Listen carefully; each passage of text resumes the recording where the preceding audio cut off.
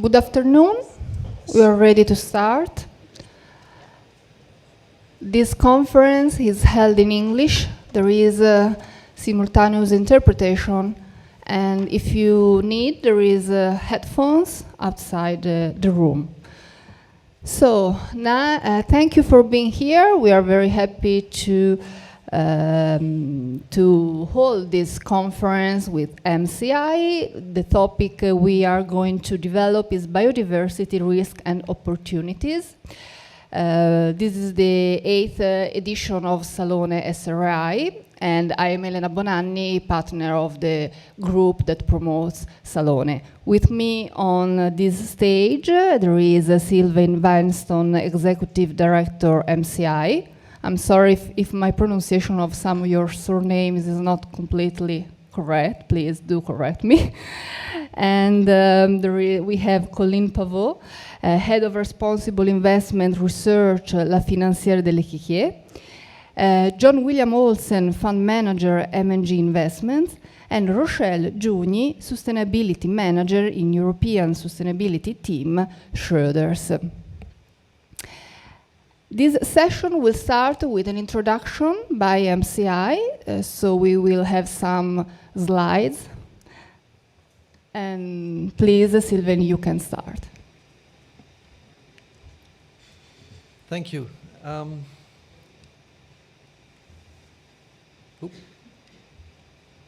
come we're jumping to this? The big one. The big one, yeah. Okay. It's not working. Chiedo. Maybe if you could... Di aspettare? Andrea, dobbiamo aspettare, scusami, non ho capito. Ah, okay. They are changing the slides. Maybe they thought they needed to start with a different one. Okay, No that's it. Thank you. Thank you. Welcome, and thanks for inviting me. So my name is Sylvain Weinstone. I'm part of MSCI. Yes, it works. You probably know MSCI. We're on your badge. You probably know MSCI from the indexes, from the ESG ratings. We also do a lot of research, raw data, real estate, analytics services. I won't spend more time on this slide. Now, this is the one and only session on biodiversity in the whole event. Probably in a couple of years' time, you will have more sessions on biodiversity. But let me give a brief overview of the current situation, which is actually not very good. On this slide, you see the main drivers of biodiversity loss. So it's not like climate change. It's not energy. It's not oil and gas. One of the main drivers of biodiversity loss is land use change. So that's where deforestation, for example, is. But as you can see on the slide, there's a lot of other factors contributing to biodiversity loss. Obviously, overexploitation, that's both animals and fish. Climate change, obviously, through desertification. Water stress is a key driver of biodiversity loss, but it's, as you can see, by far not the only one. Pollution in the water, pollution in the soil, and finally, invasive alien species. Now, this week, a new study came out showing that actually invasive alien species contributes to 60%, is a compounding factor in 60% of the cases of nature loss. So you will probably see this, these metrics, these data points change over time. Now, why is that important for businesses and for the investors who depend on the thriving economy? Is because, of course, there's a lot of industry sectors, issuers, companies that depend a lot on so-called nature services, ecosystem services. As you can see on this slide, at the top of the slide, typically sectors like agriculture, fishery. It's pretty obvious that when nature collapses, these sectors will collapse, and that will trickle a ripple effect. But there's a lot of other industries that it's not so obvious. For example, pharmaceuticals. Something like 60% of drug cancer are based on molecules that need to be found in nature. So there's a lot of other industries that are at risk. This thing that 50% of the world's GDP depends on nature is a World Economic Forum data that a lot of people use. It could be argued that 100% of the world's business depends on nature at the end of the day. Now, we're hearing a lot about it, not just because nature is in danger, that scientists have known for a long time and studies have been out there for a long time, but why is it that we're speaking about it now in economic, business, financial circles is also because that crisis is leading to new regulation, new frameworks, new standards, new initiatives. You can see a few on this slide. I've only started this slide in 2020, so a lot of this is very, very new. The TNFD, just the Task Force on Nature-Related Financial Disclosures, just released its final guidelines a few weeks ago. The EU is preparing some very important regulation. There's also some interesting regulations like the EU anti-imported deforestation regulation. And just about a year ago, a bit less than a year ago, in Montreal, the COP15 agreement was a really key agreement. I think we can talk about it later on in the panel, but the COP15 biodiversity agreement, it's called the Global Biodiversity Framework, is the Paris Agreement for nature. It's a great agreement. It contains very specific language when it comes to business. So it's not just about conservation objectives that need to be implemented by governments, such as conserving land, conserving nature, through public policy, but it's also about business. Typically, Target 15 is all about requiring companies and investors to report on nature-related risks, impacts, and opportunities. So that will obviously lead to quite a few developments. Sorry. Thank you, Sylvain. Sorry. Sorry, yes? Okay, sorry. Just like climate change, there's a risk and impact narrative, and actually this will be the main focus of our panel. Biodiversity loss is something that investors come across to both from a risk and an impact narrative. Do I want to reduce my impacts? Do I want to reduce the risk on my portfolios? And you can see in this slide the way those risks and impacts actually materialize and can also converge in the long run. I said I would be going a bit quick, but that's because I know, John, you have to leave early. This is what we're seeing at MSCI when we talk to clients. We talk a lot to clients these days about biodiversity loss. They call us all the time. Just in the year of 2023, which is not finished, I've received more phone calls and requests for meetings from clients than in 2020, 2021, and 2022 combined. So there's a major acceleration of questions, but also initiatives launched by investors. So MSCI's clients, of course, are asset managers, asset owners, banks mostly. And this is typically the kind of journey that some of them want to implement. They want to screen out the most troublesome sectors or issuers or strategies. They want to integrate nature-related risks and impacts into their risk management framework, into portfolio management strategies, and so on. They want to start preparing for reporting. Some of it is mandatory, some of it is voluntary. A lot of our index clients also want to understand how to expose themselves much more to nature-based solutions providers. They want to finance the leaders. That's actually quite difficult. So as you can see, there's a whole host, just like when it comes to climate finance, there's a whole host of strategies that people have started to try to implement. I'm part of the research team, so I got to showcase the research we do. MSCI is not just data, it's a lot of research. And this is just the research that we publish. Some of it is only client-facing, a lot of it is also public-facing. This is just in the past 12 months. We investigate a lot, and this is not just because we want to make it a thing, it's because it is a thing. And there's a lot to say about it in terms of how we can leverage data to understand the risks and the opportunities that are unfolding. And this is my last slide. And it's a very new slide that I prepared just for this event. After spending that much time with clients, with organizations out there like the TNFD, with regulators, we started mapping out, trying to make sense of the different biodiversity-related metrics that are out there. So obviously we split this into both risks and impacts. Again, we'll come back to this. And you can see on this, well, I don't know if you can read the small questions up there, but up there is the main two questions that most of our clients are asking us. I want to reduce my impacts. on nature, I want to reduce the impacts of nature loss on my portfolio, so financial perspective.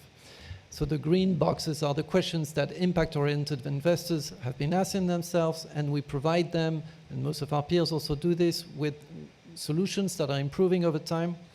Conversely, a lot of the risk-minded investors operating in the frameworks, in the risk framework, also want to understand how to take into account the equivalent of physical risks or transition risks.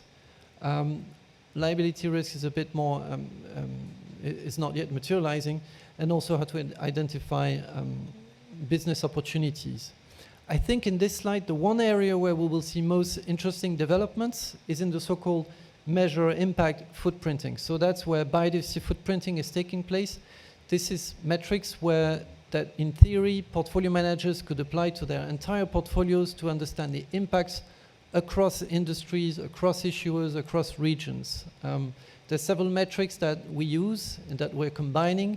This is, I think, where most of the promising impacts metrics will come from. And that, I think, is 10 minutes.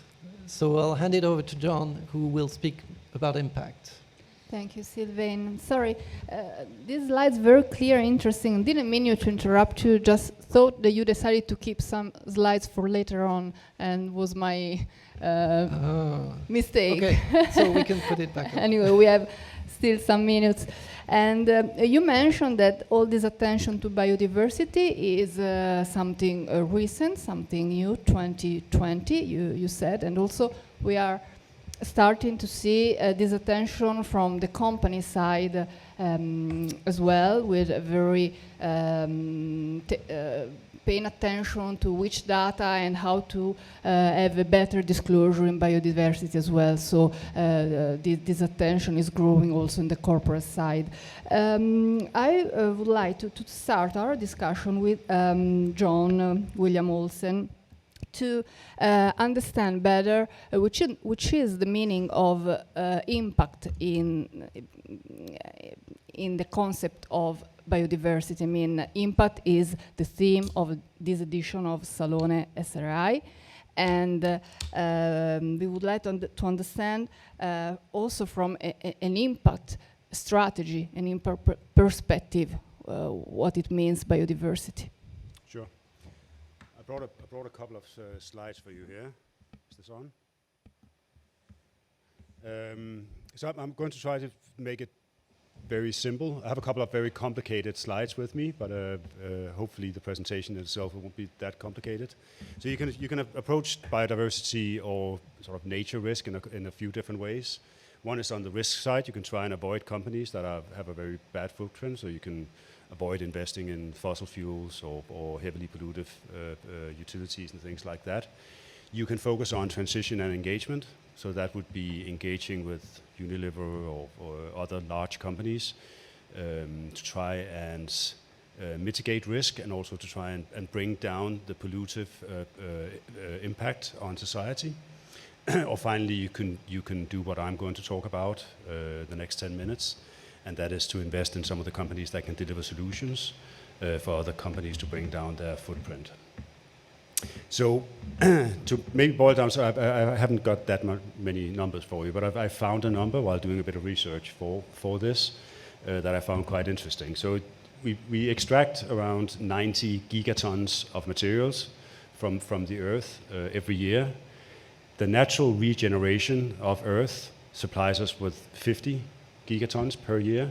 So there's even now there's a big deficit in terms of what we take out and what the world can regenerate over time. And the 90 gigatons is going to grow over time because economies grow, while the output from the earth is going to stay pretty stagnant year over year. So you can do, and that 50 billion gigaton that the world regenerates is held back by pollution and by climate change. So that is going to be a significant hindrance for the world to sort of not run out of resources over time. So you can do a few different things to try and mitigate that, right? So you can try and get the companies to pollute less. You can try and get the companies to bring down their emissions over time, but you can also try and set up circular economy systems or other systems that lowers the impact on society. You can try and make the extraction of resources to lower that extraction, but also to make it more efficient over time. So this is the planetary boundaries framework, and I think most people that have been looking at biodiversity, they've seen this over time. It's a very efficient way of showing where the world is running a bit too fast for its own good, and where we need to put our effort as investors, as consumers, and also for companies running businesses. You can see the more orange you have here, or the more red you have, the more important the area is. And you're dealing with areas such as climate change, land system change, freshwater change, and other nature-related issues that we can all address in one way or the other. When we in any impact approach, you can run impact investments. If you're out of my team, we run a few different ones, both on the social side and the environmental side. But what you do is you break down each of these areas in terms of the importance. You try and find some specific KPIs that you can measure within that area. So that is the KPI that you are looking to improve by investing in these companies. And they're typically different. So once we find a company within one of these areas, you would find a particular KPI for that company, and then you would measure it over time. And also you would engage with the company in terms of trying to improve that number over time and also mitigate some of the negative risks that we talked about before. The three different methods that I mentioned to begin with, they're not exclusive. So you don't have to do one or the other. I think good sustainability investors, they would do a little bit of everything on that list, or a lot of everything, if they're really good. Circular economy is one of the important ones. I'm going to mention an example to you after this that hopefully will bring it to life a little bit. But circular economy is mitigating one of the big issues, and that is the new materials that are being released into society. It's not a very good term for it, but think plastic, for example. So things that are man-made and released into nature. 40% of all the plastic materials that have been made over the last decade. So that's an area that is exploding and growing quite quickly in society. So one of the areas that could be focused on here. And then we said, this is what I said, I had a very complicated slide. I'm not going to mention every one of these clicks and parts, but we would find KPIs for each of these areas. We would try to define impact areas within biodiversity or nature, because they're two slightly different things, but within nature, where we can find companies that we can invest in, where they can mitigate somehow the biodiversity loss that we are seeing in the world. So the company that I was going to talk about today is a Norwegian company called Tavola, and they produce reverse vending machines for bottles and cans like this, mostly for drinks. And they're by far the largest in the world in terms of doing that. So they have 45 billion drinking containers that go through their vending machines, reverse vending machines, every year. This is not as well known. So I see some blank stares in the UK when I presented this, because you don't have a sort of a deposit return scheme in the UK. I don't think you have that in Italy either. But you do in 13 different European countries and also in some states in the US. In those countries, Denmark, where I'm from, is one of them. Norway, where Tavola is from, is another very advanced one. Switzerland, they have these deposit return schemes. So you pay, say, 50 euro cents per bottle as a tax on that bottle. When you return it to the store in a reverse vending machine, you get that money back.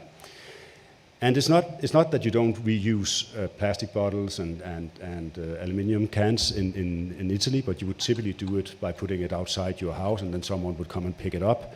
But you don't have the incentive as a consumer to do that, or to separate your trash, or to not just throw it in the bin. You do in these countries, and it has a massive effect in terms of the recycling that happens. So in Norway, 98% of every drinking container is being recycled because of this scheme. It's close to that in Denmark. It's pretty much the same in Switzerland. And these schemes have then been in place for a long time. You have something similar in Italy, just not with a deposit, what's called core pets, something like that, where you get some incentives if you bring back your drinking containers. This is super important that this gets rolled out, and they're depending not just on consumers and consumer actions from you and others, but also on governments on doing the right thing. You do see some resistance from companies lobbying, from governments in terms of introducing this because it's seen as sort of a new tax. But the EU has set out a scheme as part of their single-use plastic scheme that says that they want 75% of all drinking containers to be reused by 2025, and they want every country to be moving against a target of 100% reuse. So this is one of the areas where you can limit. So this feeds back into the system. You have in Italy, you have 11 billion plastic bottles per year produced. Only around 40% of that is reused.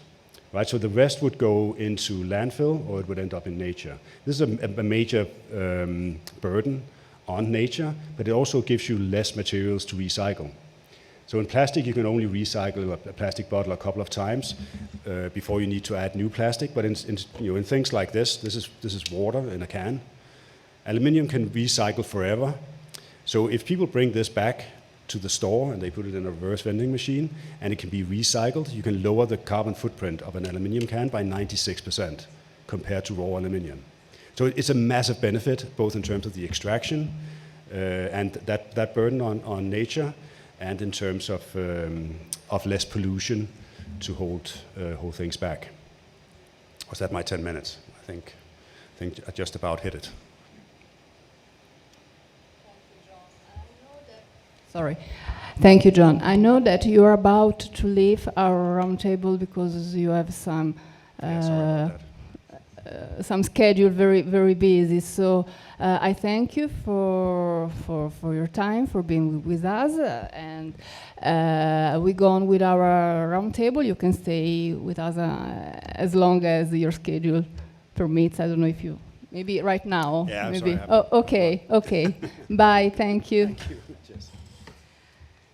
So as we saw in Sylvain's presentation, biodiversity, climate change, they are strictly connected, and I would like to go into this subject with Colleen, and which relation and compatibility between biodiversity and climate change.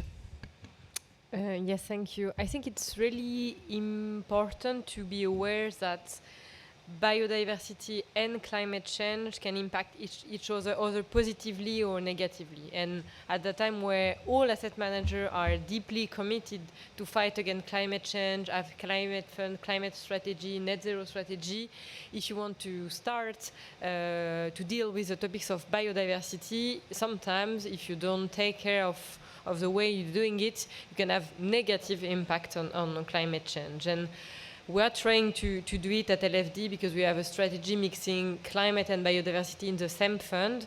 And I just want to give you a bit of information about it to be aware of the interaction, which are really, really key. First of all, biodiversity solution can impact negatively climate change. To restore nature, we'll need some technical solution, and some of them can have a negative impact on climate change. This is, for instance, the case of desalination, which is a solution which is very common to address the challenge of water scarcity. But today, most desalination plants use fossil fuel, then will have a negative climate impact. Then it's really important to try to check that if you want to invest in a solution which is good for biodiversity, at least they are aware that they need to mitigate their environmental impact. And on the other side, you can have climate actions that can affect negatively the biodiversity. It can be the case of all renewable energy. If you need to cut many trees to set up many solar panels, for instance, it will have a negative impact on biodiversity. And there is many tension around projects of renewable energy because of the impact on biodiversity, because there is also social impact linked to this type of project with some local manifestation of the people. I think it's really important to be aware of it and trying to manage it in the way you select the company you want to invest in, to be sure that you will not have negative externalities on other dimensions because you want to support the biodiversity topic, which is key, and there is a huge emergency and we really need to address it. But we need to do it being conscious that there is also potential negative externality on climate change, which are key, but the two teams are also deeply linked because we know that climate change is one of the key drivers of biodiversity loss, and that if we have more, let's say, if we have more biodiversity, we'll also solve some problem in terms of climate change, and it's really important to deal with these two topics in the same time. Sorry, I always forget my microphone. Thank you. Rochelle, biodiversity is increasing in importance for investors, so it's increasing its materiality and for companies, which is, from your point of view, the main reason, and what are the challenges that we face in assessing impacts and dependencies? Is this on? Yes, great, thank you. So natural capital plays a vital role in our economy and society due to the ecosystem services that it provides. And as Sylvain mentioned earlier, it's estimated that around 50% of global GDP is highly dependent on nature and its services, but it's probably closer to 100%. And biodiversity is becoming more of a topic that we're looking at and becoming more financially material for companies and investors for a few reasons. If we start first with the physical risks, as Colleen mentioned, there is a link with climate change. So loss of biodiversity through activities like deforestation can exacerbate climate change by reducing the planet's sequestration abilities. It can also cause significant impacts on supply chains, resource availability, and overall business operations. So for example, if we have lower crop yields or failed harvests due to soil degradation, that has flow-on effects and can lead to price volatility for new materials and commodities. And inconsistent supplies can then lead to disruptions in productivity and also ultimately affect output levels. And this is particularly relevant when we look at industries that are heavily reliant on nature, like food, agriculture, apparel, and forestry. The second risk that I'll mention is just transition risks. And again, Sylvain also mentioned this, that there's been a sharp increase in the number of biodiversity regulations and initiatives globally since 2020. It's really skyrocketed. And these can have direct financial and reputational implications. And one that we mentioned earlier was the Global Biodiversity Framework, which was adopted by 190 countries at COP15 at the end of last year. And what this has done is set goals and targets for addressing biodiversity loss, restoring ecosystems, but also commitments to providing funding focused on nature protection. So as part of this, these countries that have agreed to adopt this have to go away and submit national action plans as to how they plan to achieve this.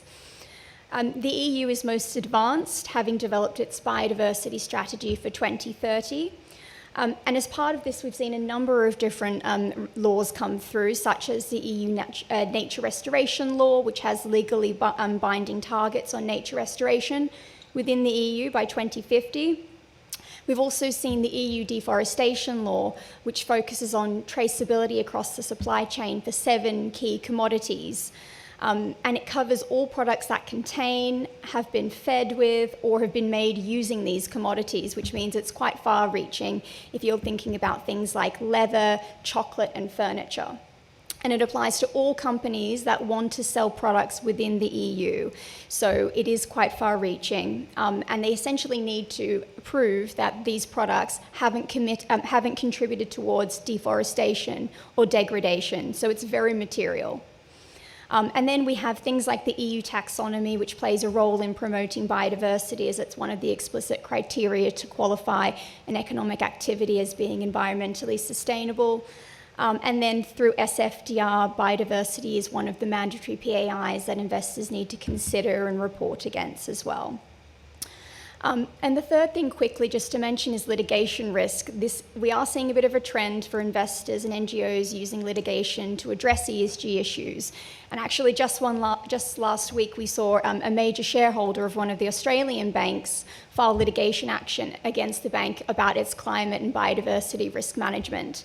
So it's something for us to be aware of.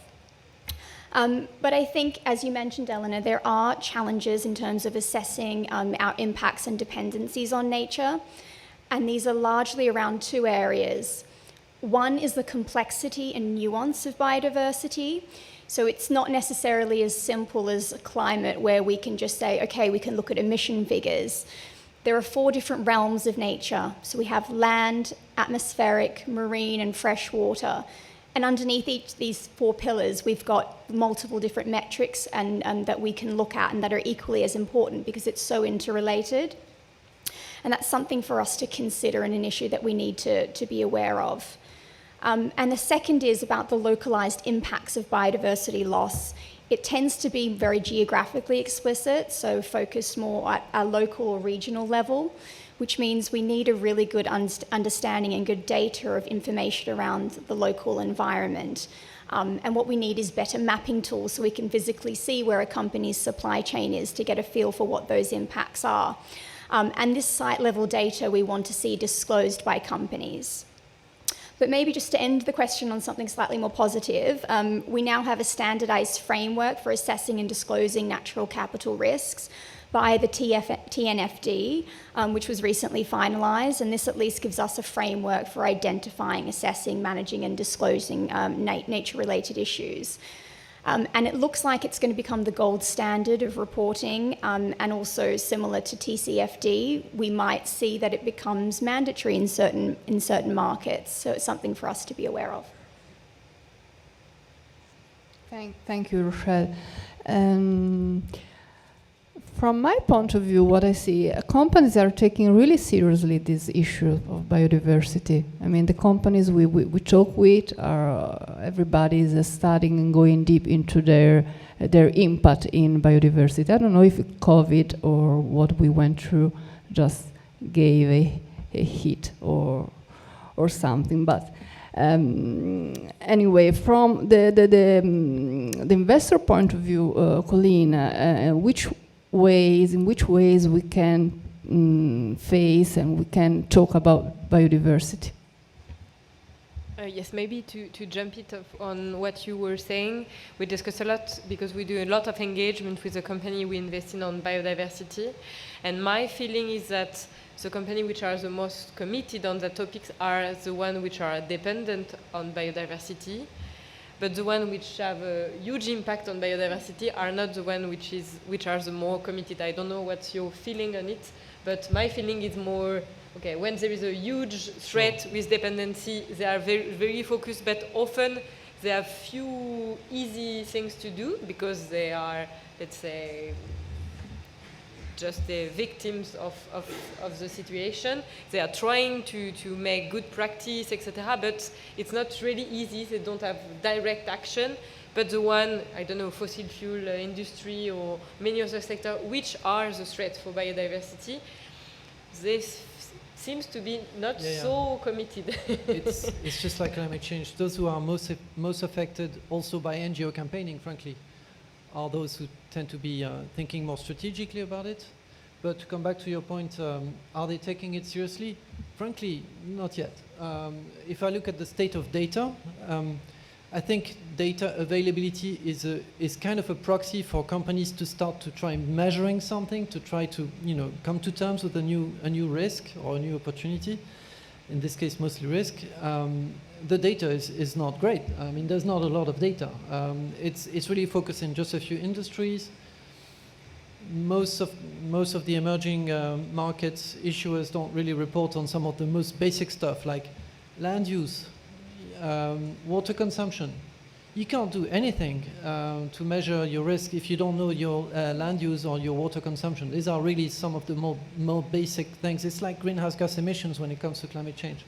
So thank God we have the TNFD framework you just mentioned, so that should improve over time. We also have in the EU the ESRS, actually ESRS E4, which is the biodiversity one, is 25 pages of metrics. Now it will be subject to materiality test, of course, but probably in the years to come, data disclosures will improve. That means that companies will be able to take it more seriously and investors will be able to measure progress a bit more accurately, but it will take quite a few years.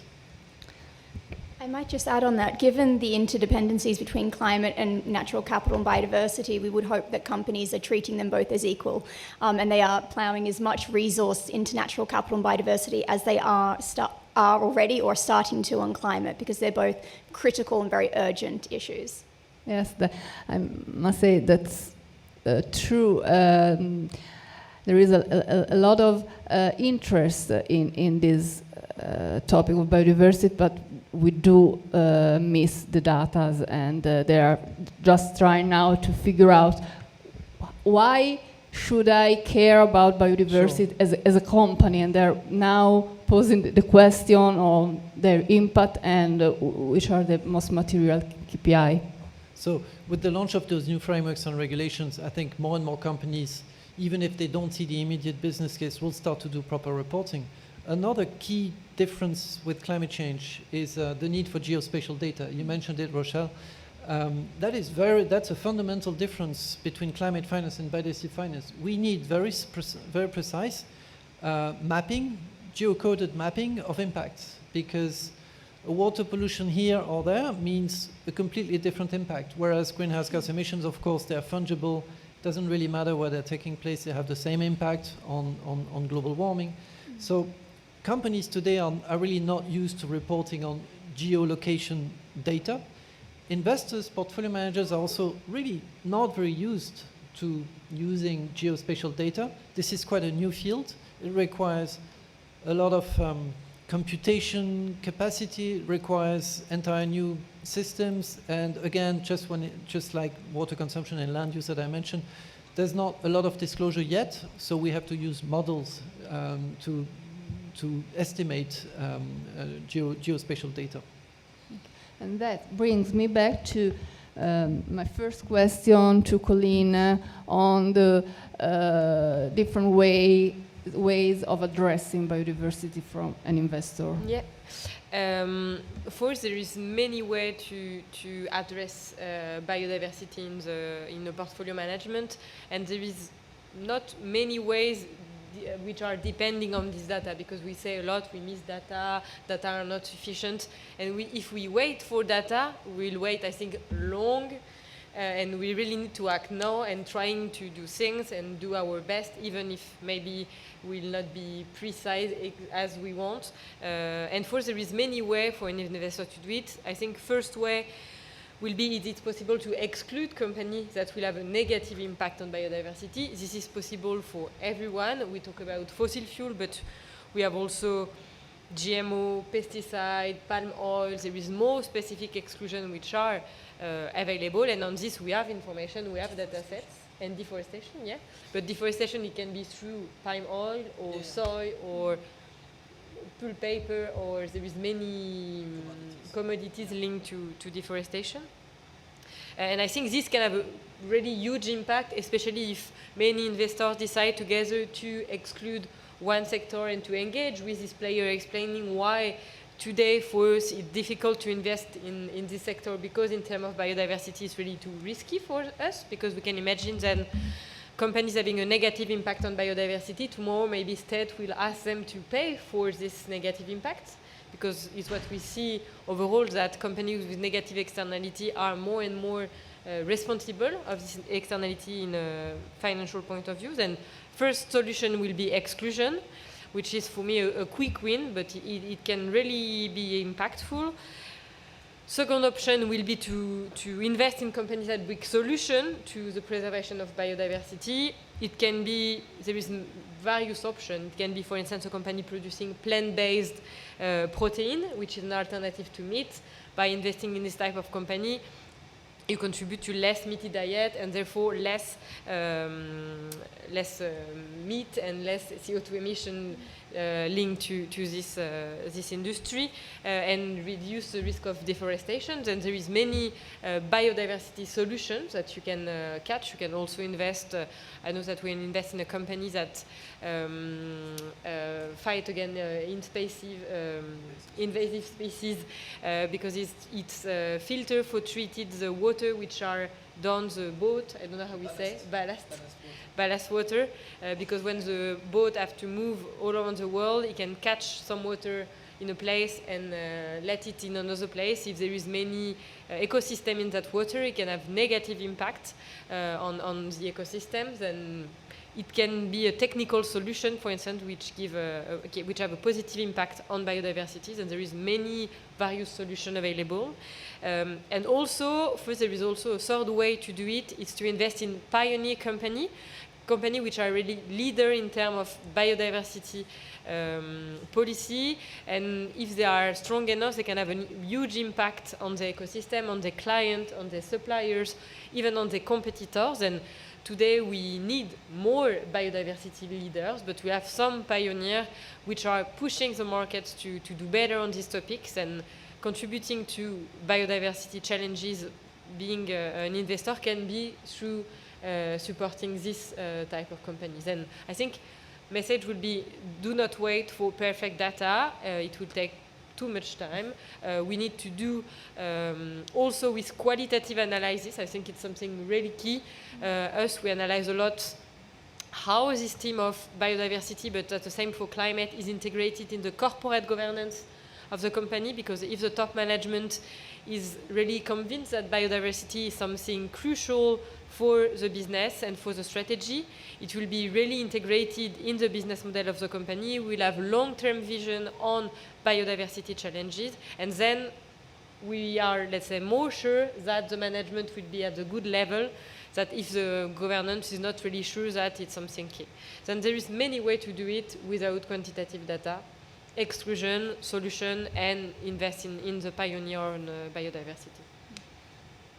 Anyway, we were talking about data scarcity also this morning in other roundtables, and in the previous panel this afternoon, the ECB financial expert Tamburini said that with CSRD things are going to change a lot for financial system. So that one was, I mean, they're aware that the finance was pushed a little bit further without data to get a lot of information, and the data have to come from companies.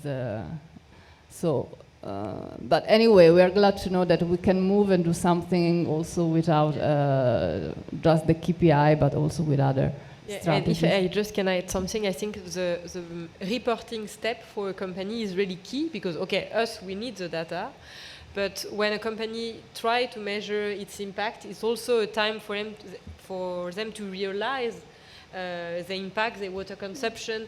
It's sometimes they don't know exactly what are the impact, and doing this job of measuring the impact on biodiversity, even on few KPI, can be let's say, can have a real impact on them, make them more aware of, okay, I'm really dependent, I'm really impactful on biodiversity, okay, and I have to do something because it's my responsibility.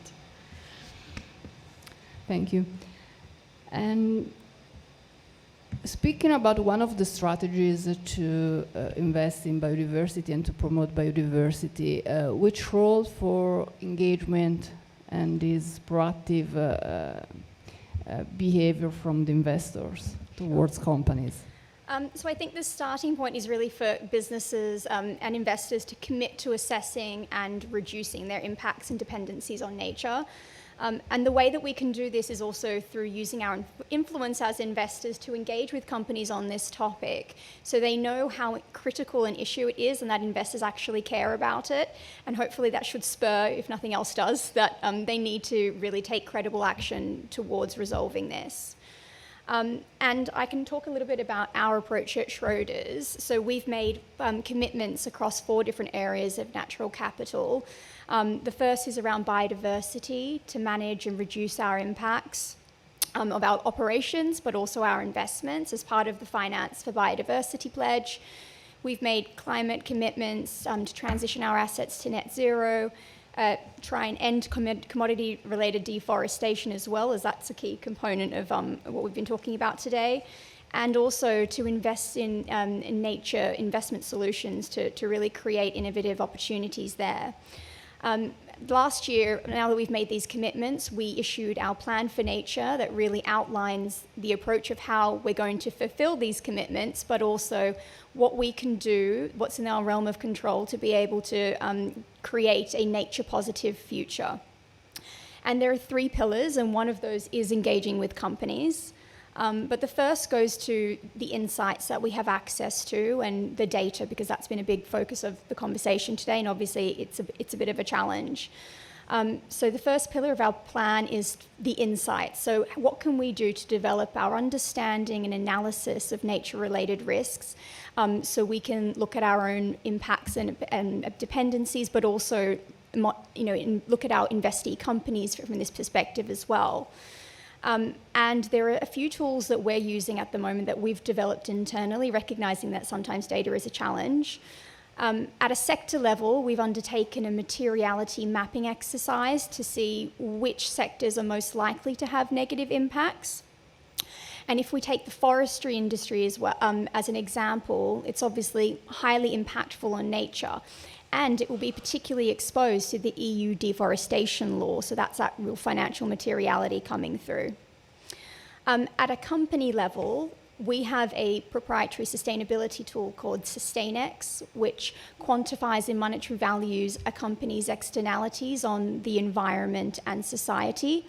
And it has 40 different metrics at a company level, and it includes metrics across the 4 realms of nature, being land, atmosphere, marine, and fresh water. So we're able to see for companies, are they contributing to waste creation, food waste, mining waste, air pollutant emissions, water, what's their water usage like, fertilizer and pesticide use, are they overfishing, what sort of plastic production are they contributing to. So we're able to see at a really granular level these metrics across these 4 different realms of nature. And we also looked specifically at deforestation. So we created a scorecard that our investors could use when looking at their portfolios to identify which companies were most exposed to deforestation, looking at their commodities, their geographical exposure, and human rights risk exposure as well. And we pulled in data from different sources to do this and essentially scored companies. And we're using this with our desks that have the most exposure to key commodities. And this is where we're then able to prioritize which companies within our portfolios do we need to systematically engage with to see improvements in this area. Which brings me on to the second pillar of our plan. So the first is to get the insights that can help us make investment decisions and assess our impacts. And the second is influence through engagement. So what can we do to encourage more companies take more action in this area? But also, this is a way that we can gain really valuable insights as to how companies are thinking and preparing for what are really material risks, and we can use this in our investment processes. Our engagement, we have a central team that works closely with the investors, and natural capital and biodiversity is one of the 6 themes that we focus on. But at a high level, what we're looking at in this area is the risk management of these companies. So we want to see that there's board-level responsibility for natural capital and accountability, because it's just so important, such an important issue. We're also looking at their policies and wanting to ensure that they have comprehensive policies to manage and reduce any negative impacts that they may have. we want them to be setting targets and having measurement systems as well, so they can track progress too. And now that we have the TNFD, that they're disclosing in line with this as a best-in-class framework. But there are other aspects as well, such as the circular economy, pollution and waste, so making sure that companies are implementing responsible practices in terms of waste disposal, recycling, and really thinking about the life cycle management of their products. On sustainable food and water, are they adopting sustainable agricultural and fishing practices like regenerative farming practices? Are they increasing the sourcing of sustainable sourcing? And what are their water stewardship strategies as well, particularly in water-stressed areas? And then also in deforestation as a really key issue for us, making sure that they've got commitments to ending this and they've got traceability across their supply chain as well. But in terms of what other investors can do, I mean, there are a number of collaborative engagement opportunities that they can join, such as NA100 or Nature Action 100, which is the sister to Climate Action 100 plus. There's also FAIR that are focusing more on the sustainable proteins and food chain. And the PRI and the World Benchmarking Alliance also have opportunities that investors can get involved into to sort of like really signify how important this issue is. And then just to close out, the third pillar that we have is innovation. So once we have the insights, we're also engaging with companies. What can we do to actually drive investment in this area? Because around $8 trillion of investment is needed in nature by 2050. So how can we make nature more investable, both in the liquid and illiquid space? Thank you. We have still some minutes. I don't know if anybody would like to do some remarks to what we have said. I was just curious to understand how are companies reacting to this engagement? I mean, it's a kind of specific issue. You mentioned that you look also at policies and board responsibilities, which means also competencies at the board level, at the C level. So, I mean, we are asking climate change competencies, a lot of issues, and also biodiversity. So, how companies are reacting to this push?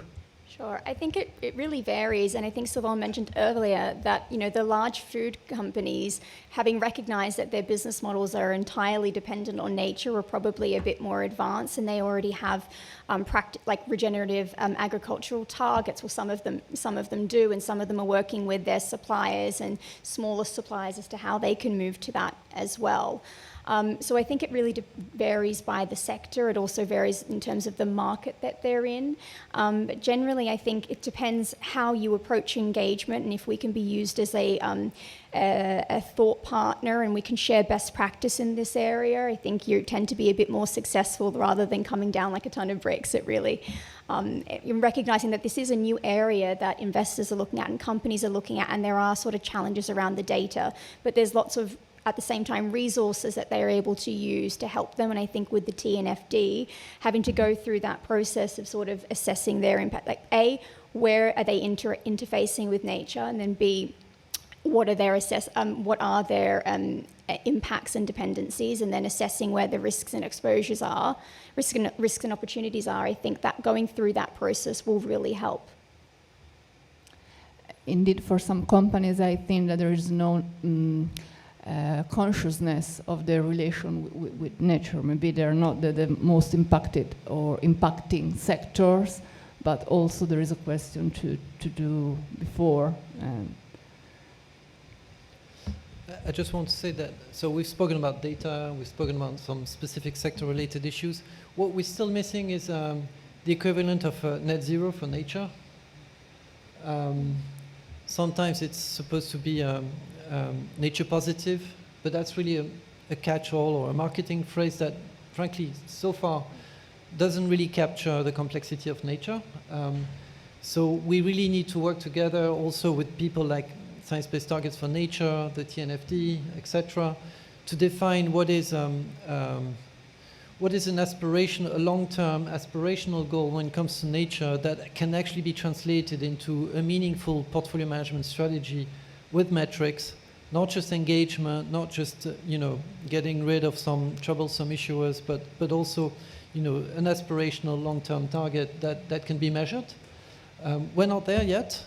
We kind of would need to define what is a nature budget, how much budget we have left, and then share that budget amongst issuers or portfolios. So right now we're seeing very different strategies when it comes to biodiversity fund development. We did a recent study looking into the underlying issuers of biodiversity labeled funds. Actually, there's not many biodiversity labeled funds. There's a lot of circular economy, environmentally themed funds, water, that's true, but strictly biodiversity funds, it's quite new. That term is quite new in our industry, so we didn't find much.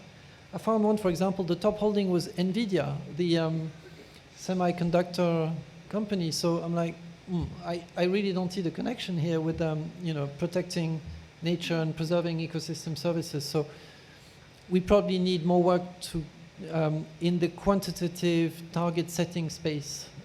We have net zero strategies, net zero alliances, G-funds. I mean, net zero is even something that heads of states talk about, but nature positive, not yet. But I think if we have so much, let's say, climate-oriented funds, it's because now we have the data and everyone feels good with the data, and everyone buys this data and knows, they say, okay, we can do it a lot, we can do so many quantitative strategy using it. And I think we will have a rush probably on this type of fund when we will have the data, because it will be much more easy to do it in an automatic way. But today, if you want to do it, you need to do it in a qualitative way. You can use this data, but it's really hard to use it, and even impossible to use it for stock picking. It's more for enriching your qualitative analysis. And to be honest, when we create our fund on biodiversity, we would, at the beginning we were afraid of it, because we said, okay, is it possible really to create a full portfolio on this topic?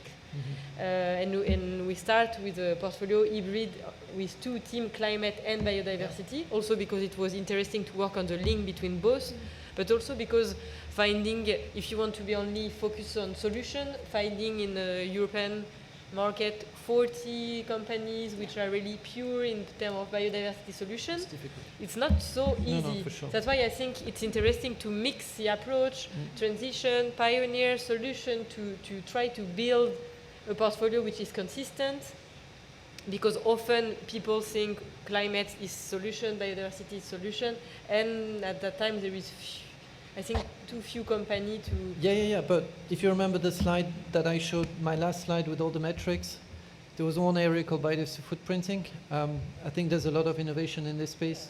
We'll probably see, we'd need a few more years of market testing of those solutions, but probably this is where some of the long-term net zero type quantitative commitments will come from. Rochelle, you mentioned that you're signatory to Finance for Biodiversity. That means that by next year, you have to come up with a quantitative target, right? 2024. You're also a signatory. Yeah. So I think this also will also trigger demand and development of those quantitative metrics. And what's also interesting is to see how asset managers are dealing with biodiversity topics, not only for one thematic biodiversity fund, but overall for all the funds they manage.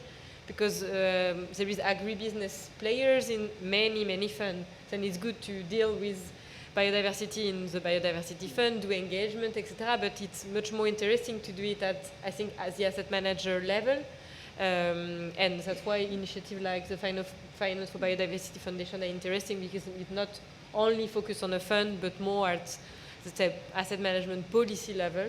And I think we need directly to push everyone, and I think French regulation is pushing on that direction, because we have compulsory reporting since 2 to 3 years on biodiversity for our fund. Then we push, let's say, all funds asking questions on how they integrate this dimension, and I think make it mainstream might be interesting to have a larger impact. Okay. I think that we have run out of time. Thank you for our guests, Sylvain Wenston, Msci, Colin Pavola, Financière de l'Essiquier, Rochelle Juni Schroeders, and also we thank John William Olsen M&G that left earlier. Thank you all, and stay with us for the rest of Salone. Thank you.